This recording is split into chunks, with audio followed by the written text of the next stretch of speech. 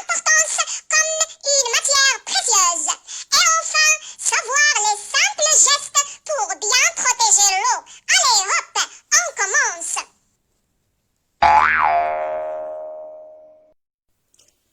Où peut-on trouver de l'eau?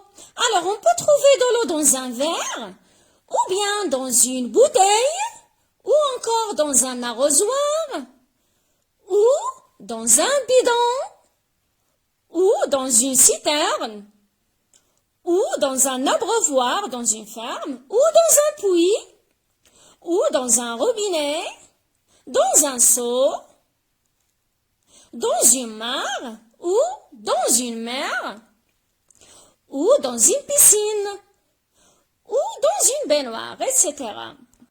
L'eau est-elle toujours la même? L'eau est-elle toujours la même? Peut-on boire cette eau? Non. Pourquoi? Parce qu'elle est salée. Et l'eau de la mare est-elle potable? Non. Pourquoi? Parce qu'elle n'est pas propre. Peut-on boire l'eau de la source? Oui, bien sûr. Comment est-elle? Elle est douce. L'eau de la source est douce, comme l'eau de la rivière. Elle est douce, comme l'eau du torrent. Elle est douce, comme l'eau du barrage. Ou encore, comme l'eau du lac.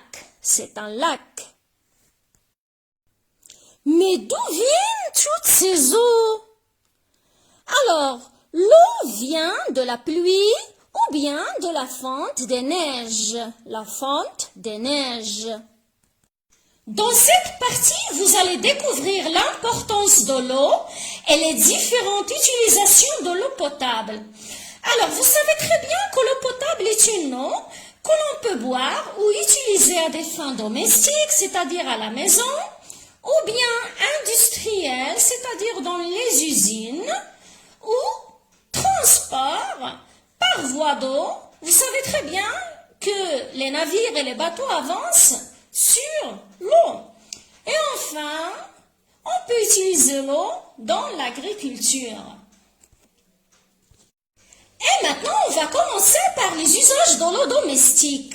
On sait très bien qu'à la maison et avec de l'eau, on peut boire, on peut cuisiner, on peut faire sa toilette, par exemple se brosser les dents, prendre sa douche, etc., tirer la chasse, faire la vaisselle, nettoyer la maison.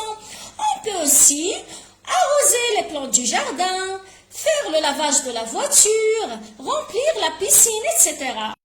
On passe maintenant aux usages industriels de l'eau. Alors, l'eau est utilisée dans les usines pour le lavage ou bien pour le refroidissement des machines ou des métaux.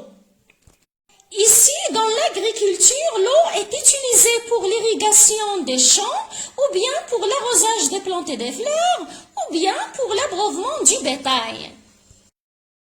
D'après tout ce que vous avez découvert, l'eau est-elle importante? Est-elle indispensable à notre vie? Qu'arrivera-t-il s'il n'y a plus d'eau sur la terre? S'il n'y a plus d'eau, il n'y aura plus de plantes, ni de fruits, ni de légumes. Les animaux ne trouveront rien à manger et ils vont malheureusement disparaître sur la terre.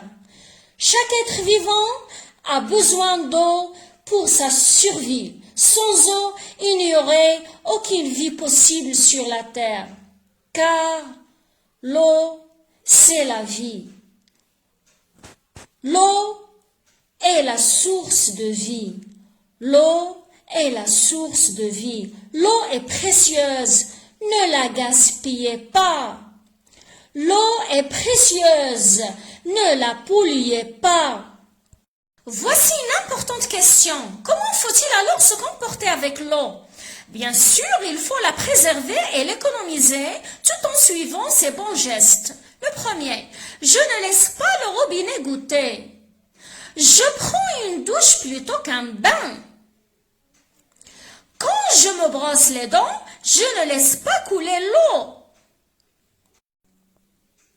Je récupère l'eau de pluie pour arroser les plantes du jardin.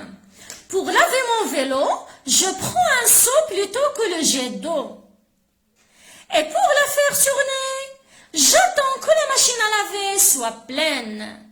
Et enfin, je ne jette pas les ordures dans l'eau. Me voilà